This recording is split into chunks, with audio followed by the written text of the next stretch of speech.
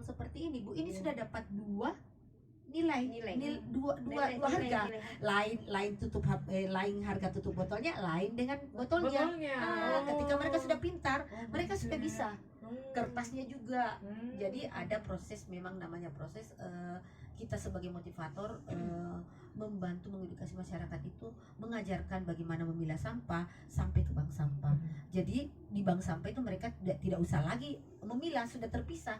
Dan nilai-nilai dari dari produk tersebut berbeda. Tapi kalau mereka datang juga ada yang malas sih Bu, tapi ya kotor kan, langsung dia campur saja. Ada di bank sampah yang pilih lah.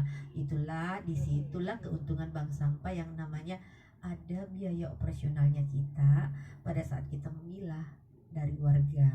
Tetapi kalau warga yang cerdas, mereka itu sudah memilah dari rumah.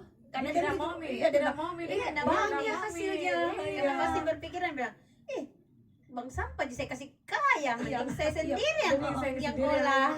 Per kilonya itu